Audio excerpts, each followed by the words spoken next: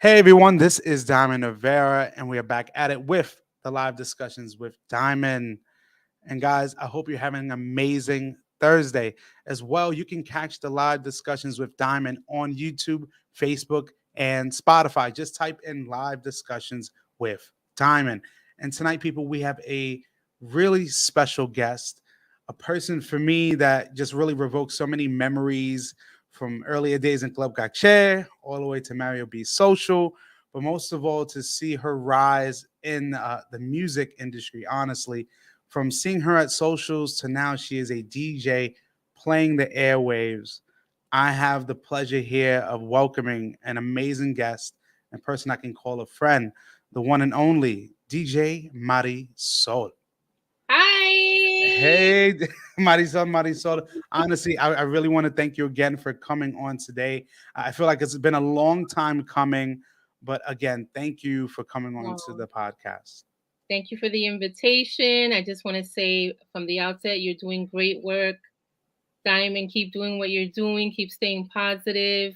You're doing something that's going to last for a long time. And it's something to be really proud of. So congratulations.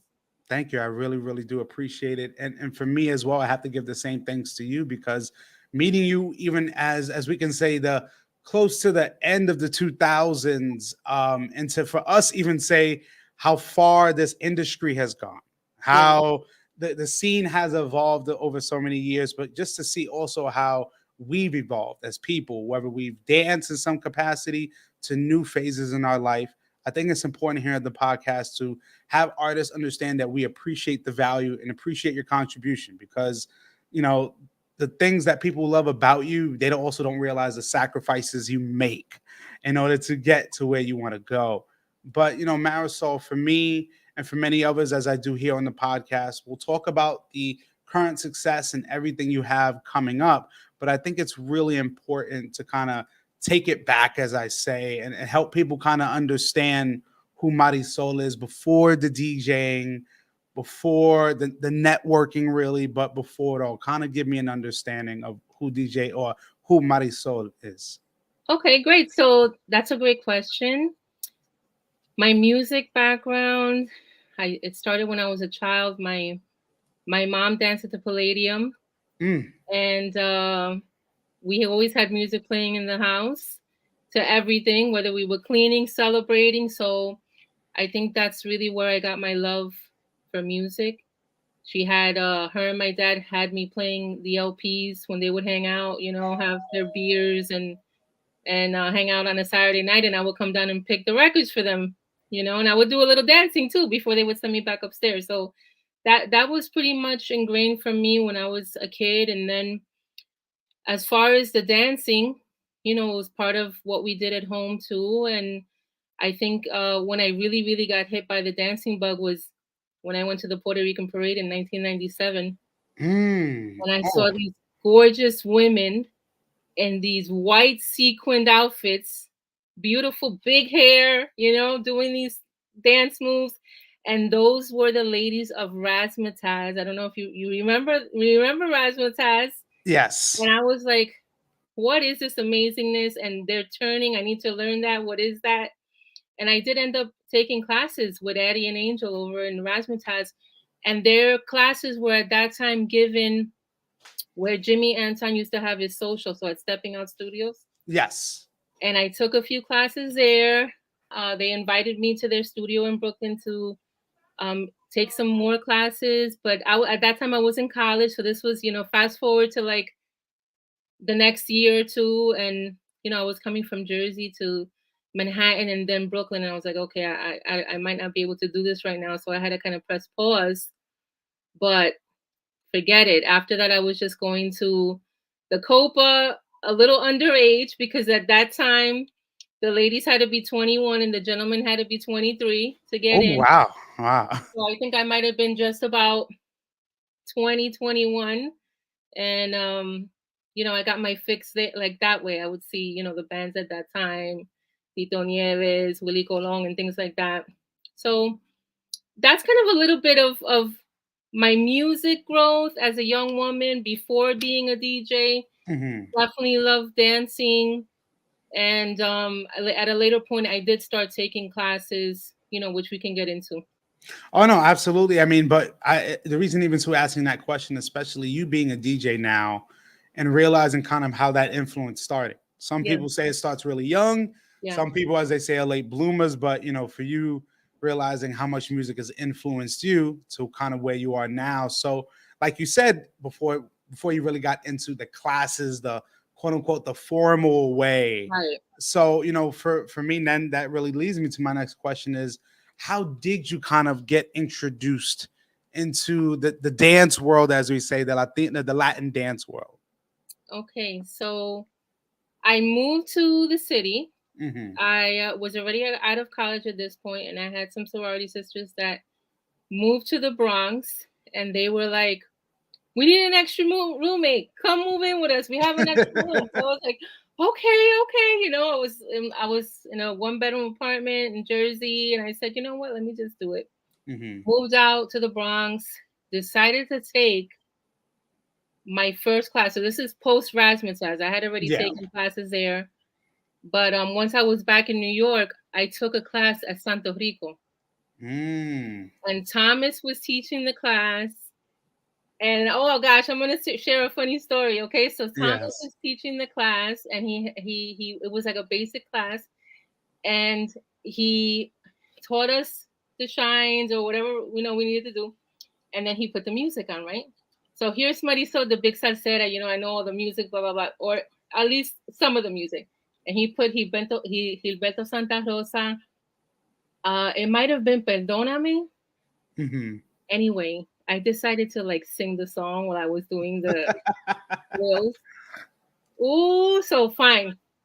He didn't say nothing.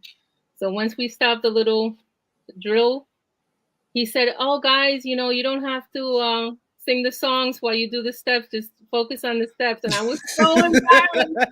I was like, "I'm that never that doing definitely that," you know, that I'm sounds never just doing that exactly like here. Tom. But I did end up taking classes later at Santo Rico, the spin class and all that. Yeah. We're talking like maybe 10 years later. But so that was my first foray. Um, Let me see. After that, I moved back to Jersey, and I want to say about 2005 was when I had found Mario B's classes in Jersey City, because Hmm. when I moved back to Jersey, he was teaching in Hoboken. Yes. Now, I guess around the time that I looked into it, he had pressed pause on those classes and he was looking for a new location. That might have been around the time he was finding a new location in Jersey City. So it was like months and months before I can get to one of his classes. I finally did. I did his whole curriculum, every level, and I was there for a few years. And that's actually where I got my DJ opportunity. So basically, within you kind of mingling and networking really in the dance industry, you just like the DJ bug kind of got into you. So what Yeah. was that? Was there like a moment, a Oh, yeah. situation? Total situation. So at that point, I might have already been a part of the student team. I had taken a lot of classes. I was, hanging out there a lot. And Mario had to go to an event in London. I Yeah. think, forget the name of that festival, but he had done it already. So he had to go. It was the next year that he had to go. So he was like, "Okay, I'm not going to be here for the practice party or the social. It might have been one or the other. It might have been the social." And he told his assistant Bernie, who Yes, Bernie Moran, definitely he's like, Bernie. "Bernie, you got to cover this. I'm going to be in London. You got to DJ, right?" And I know Bernie's not going to mind that I say this at all. So Bernie's like, "Man, I don't want to DJ. I want to dance." Bernie loved dancing, loves. And I said, "Well, I could play the music. I have a lot of I have a collection. I have my laptop. I don't mind. So Mario was like, okay with it. I DJ'd, and I remember glimpses of that night still because I was so nervous yet so excited that I could like share my musical perspective with people. Yeah. And a lot of these people that I knew and that I've danced with and that were friends. And that's it. That happened. And after that, I was able to DJ like the next party Mm. and DJ with Mario at the next party. Um, I mean, I loved it. It was great. I was so nervous, but I mean, yeah, I tell people this, especially who are DJs. I hold you all into such high regard because, as they say, even in the workforce, as a manager, a supervisor, it's easy for 10 employees to deal with one supervisor than one supervisor dealing with 10. Also meaning that you even playing to a whole crowd, you are dictating the flow and the conversation through that night. Because right. again, we know as salseros, salseras, but really in the dance industry, people are very critical on the Oh music yeah. that's played. Oh yeah. So, and like you said, having that pressure because again, you're really amongst your peers. You're Right. you're amongst people that they're looking at you and seeing the song selections. So for you, even in that moment before then, did you kind of were at home practicing, or was this kind of like it just so happened and bam, it just everything just all happened at once? It happened that first time. It was like, do it. I did prepare at home. Within that time frame that I was alternating and Mario was like including me, Mhm. I became part of a DJ group called gosh, the Mambo Scene. Yes, I So, remember that. I want to say Jimmy Johnson. I think Earl might have been a part of it. I'm not sure. Mhm. DJ Renzo from DC. There was quite a few people from all over, from the DMV, from because it was DJ Goody Goody was even on there, Wow. and basically Mambo Scene was pretty much one of the first salsa internet radio stations. There was other ones happening, but I'm saying as far as dedicated to the salsa scene. So I was part of the mambo scene for a little bit, and from that I downloaded software that you needed to have to broadcast, and I was able to practice there and learn how to, set up music digitally and things like that. Mambo scene, I want to say, didn't last very long, but it was a great Mhm. experience. I gained some DJ colleagues that I'm still friends with now, and yeah, it was awesome. So I did get my experience slowly but surely, and I'll tell you this: one of the parties that Mario had, Choco came to. Mm. Choco from the New York Salsa Congress, may he Yes. rest in peace. And he was like, and he already knew me as one of the scene people that goes dancing to the socials, his socials, blah blah blah, to the Congress, rah rah rah. So he's like, wait a second, you're a DJ?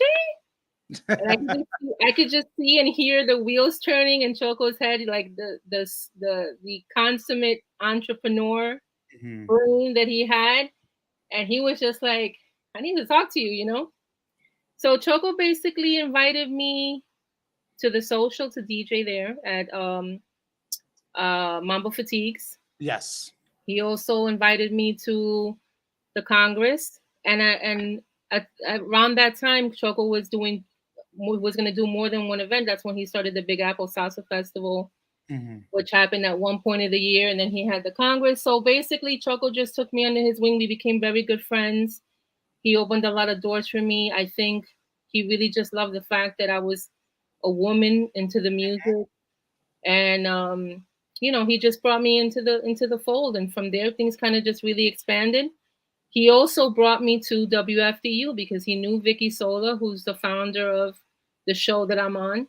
Yes. And he said, he would go there to promote the Congress. So he's like, I'm going to bring this girl DJ with me. You're going to love her. You're going to see her. So here I am again, going to this platform, super nervous.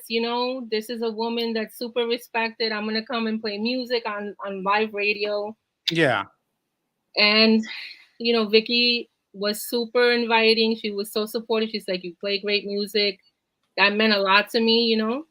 And that's where my relationship with Vicky started.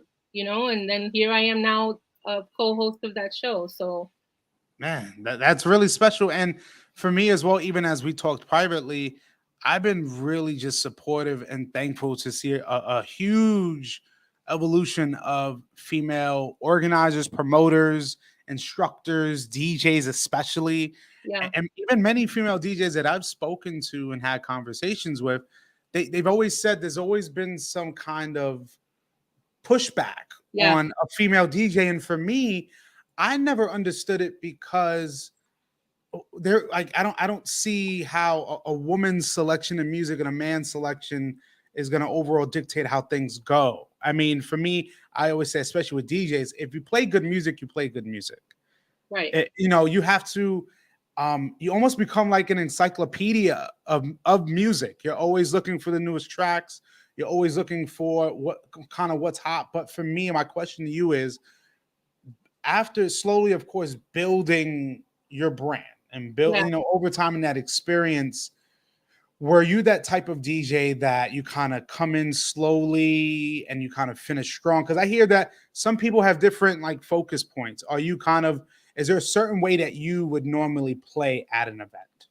Yeah, for sure. And it can I wanted to touch on, what you said about female DJs getting pushed back. I mean, that's definitely something that I experienced when I got on the scene.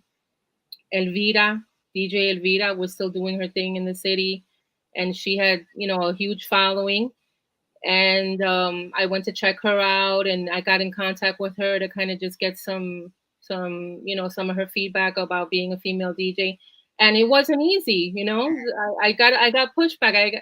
I remember doing one of the Congress events, and there was so many DJs involved, and some of the DJs that had been there longer than I, they were like, they were thinking whatever they were thinking. I wasn't in their head, so I don't know what they were thinking. Mm-hmm. But I will tell you that when I was doing my set, one of the DJs decided to do sound check for the band that was going to play. So I was just like, that stinks, like I'm playing my set. Like, why do you have to test the mics and test? Oh man. So I just, I rolled with it. I mean, that's just one example. And I just always kept the mindset that I respect the music. I love the music. I do my work. I do my homework. And although I'm a female, I'm not a novelty. Some people might see it Yeah. like that, or, you know, because we're women, or, whatever people think about that. It is a male dominated industry. I get so excited when I see flyers for events around the world, around the country, and I see female DJs there. And Yeah. I'm just like, do your thing. There's a lot of us out there. It would be great if there was some kind of like female network that we could all, help each other out. So I'm going to get back to your question. So when I do my sets, and I don't think that I was doing this purposely in the Yeah. beginning, because, you're kind of just playing raw. You have your own personality about music. You know what I mean? Yeah. So for me, it was just things that sound good. And I like to start off with something with a nice opening. It could be like a little instrumental piano or percussion to get your attention, to give you time to get on the dance floor. And then you go from there. I do pay attention. And this is something that I learned thanks to a lot of the old school dancers and people that like from, Mm-hmm. the early 2000s. And is you have, when you're playing for dancers, you have to keep in mind that they're human beings. Oh yes. And you have to tune. So you have to respond to or pay attention to the fact that you might be playing something a little fast, and you need to slow it down, and you have to bring the tempo up. Like, you have to manage the energy.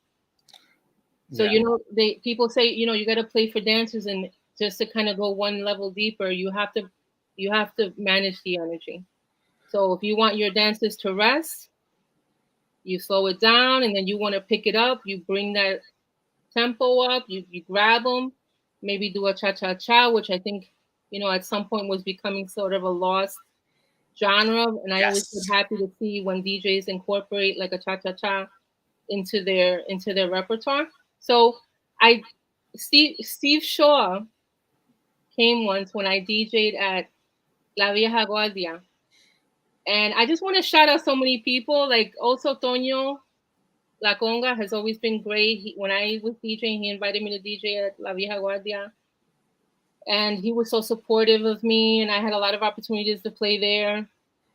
And Steve Shaw actually came over to me. He started the website. Tell me the website. SalsaNewYork.com. SalsaNewYork.com. Yes. So uh, also a DJ, also a great DJ who knows a lot about music. And he said to me, you're very melodic when you play. So my thing is the melody, that Yes. the song that's melodic, that draws you in, and gets you there. And I still do that now. I just played at Lincoln Center this weekend that passed, right, the day before July 4th. They did an outdoor concert. Hmm. And that's just my recipe. I lay out my music. I listen to my music. I usually have a pattern, but I'll break away from it depending on what's going on in the crowd. Hmm. And so I'm organized, but I'm flexible. So I have to manage my OCD. Uh, You hey, know, everybody has a little OCD but the sometimes. OCD is good because it keeps you there. You know what I mean? But I do stay flexible, and sometimes I have to throw in things that I might not have planned for because of who's present. Like you want to hit as many that you can. You're not going to please everybody all the time. So all my DJs that are listening, all the potential DJs and aspiring DJs, you're not going to please everyone all the time. It's never going to happen. And sometimes the criticism that you might get from a dancer or a fellow DJ or whoever, maybe there's a little bit in there that could help you. So I've actually taken a lot of the feedback I've gotten and refined myself over the years. So that stuff is not bad. Sometimes it is. Sometimes people are just mean. Oh man, no, listen. I You mean, know? I've seen it all, and let's just say this. The biggest question many DJs get asked, and I'll ask you this now before we get into kind of understanding how the last few years have been for you Yeah. as a DJ. My question to you: you probably get asked this a lot. Do you take requests? I do take requests, and I also don't, depending on the situation. Gotcha. I'll give you an example. If I'm DJing a party that's all salsa and they want all salsa, and somebody comes and asks me for a bachata, I let them know, listen, tonight's a salsa night. We're celebrating the salsa. I'm going to have to owe you for the next time, you Yeah. know? I've also been in a situation. I used to DJ. I used to do salsa Sundays at Iguanas on Mm. 54th Street. I had a long residency there, and I just want to shout out Izzy Rodriguez for that opportunity because he also really loved the fact that I was a female DJ, and he invited me, and I think I got my chops there because it was an international crowd. That's right by Times Square. You have all Yes. kinds of people coming in. It's not just the New York Salseros, it's not just the Mambo crowd, it's not just the social scene. It's people coming from all over, and they want to hear. So I got some requests, and I was just like, wow, don't they see that this flyer said Salsa Lover Sunday? So I would have to reach out to Izzy and say, listen, this is what's being requested. What do you think? He's like, oh, you're killing me. But you know what? Play it because you know you want Hey, to you you want never to know. You never know whose day or night you're gonna make. right, exactly. So when I came into the scene, bachata wasn't as popular. Yes, we It know. was We it was know. salsa and cha cha cha, Yeah. and mambo's kind of aligned with salsa in a way, but all that Palladium music and old school music of the big three from the 50s and 60s, that's also part of it. Hmm. So I had to like incorporate bachata into my repertoire depending on where I would DJ because there were people that were expecting it. I mean, even now this Saturday at Lincoln Center, I had one young lady screaming at me from the corner, and they had me on a tight schedule. So Talia was teaching the class, Los Hacheros were gonna do their sets, so I had like very short sets. Yes. So she caught me like right at the end of my last set, and she's screaming at me from the stage from down below the stage. It was a fantastic turnout. Okay, it was like thousands of people. It was probably like almost 1,000 people.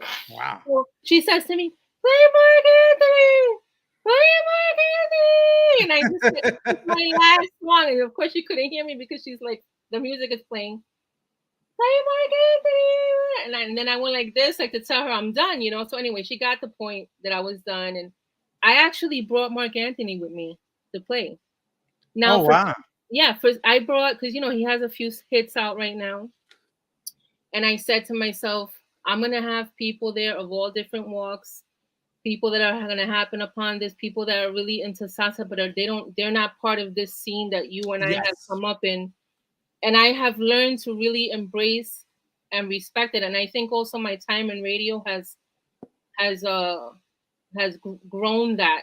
Even though a lot of my listeners, our listeners at WFDU, they love, that's what their thing is: salsa, mambo, Latin jazz, charanga. That's what they want to hear. So I brought the Mark Anthony. I didn't get to play it, but I did have it, and I told her, I'm gonna owe you for that. And it's just, I think, honoring the fact that there's all kinds of people that really enjoy this music, Mhm. and not one style is right. I'm a I, purist, Diamond. So I yes. like my salsa. I like, you know what I'm saying? Yeah, you have your set. You have, and it's Right, not OCD. It's just what you like right. and what you like to play. Eh, And mhm. Go ahead. No, I was gonna say, and even as a DJ, I've heard the word, and we use it also in the military. You have to adapt and overcome, Mm-hmm. because again, there's some DJs that know they are not gonna conform to what the consumer wants, but then there are those that, hey, I'll play it once in a while, but you do have a set schedule, and Right, that's okay. I mean, right, realizing too, again, like you said, there's moments it's like, you wish you could, but you always say, hey, I got you the right, next time I see you. right. And just to see you as well over the years, going from socials, now you're doing events at Lincoln Center. Now we're in 2022.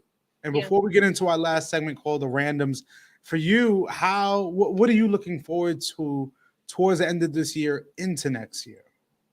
Okay, so I love the relationship that I have with Lincoln Center. Mhm. I'm there, twice a year right now, and they invite other DJs to come, and they're a great team, and I really appreciate that. So I look forward to working with them again. I'm not sure if that's going to be before the end of this year, but it could be, because they have different live salsa series where they'll invite DJs to come. Next Sunday actually is the Old Timers Festival on 111th Street. Yes, I live You know, right near there. Definitely know that. I'll be there. I won't be DJing, but my colleagues and I from WFDU will be there to help the committee, the old timers, Yeah. with emceeing. So we'll be there to introduce acts and things like that, which we've done that in the past. And of course, the New York Congress is coming.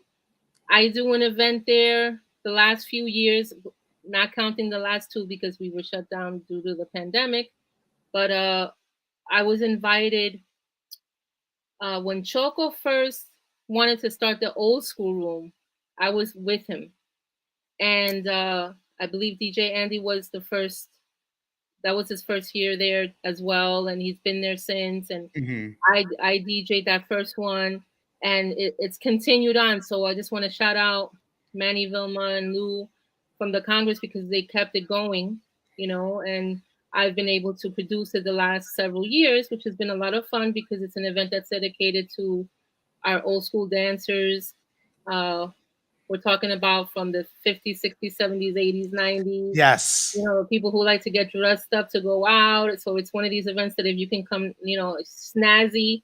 It's a beautiful dance floor. We have a live band, and it's just a wonderful event because you really get to honor those people who laid the foundation Hmm. for the scene that you and I came up in, because a lot of those people turned into instructors, and Yes. you know, It's true. I mean, because again, additions like the old school room and those factors and within the New York Congress is so pivotal, because even when you see the last New York Congress I was at, the 2019, when they had the portrait of Albert, of David, of Choco, just like, remembering these figures, because again, I would say since COVID, we're seeing a new generation of dancers. Whether we understand it, like it or not, there's a new yeah, generation of dancers and social dancers coming that right, need to be educated, because normally they're just educated in steps. They're not educated in history. So having people like us, whether you're a DJ, podcaster, filmmaker, whatever, still having those memories and imparting it in others, I think that's going to help the scene grow as good as it can. yeah. But now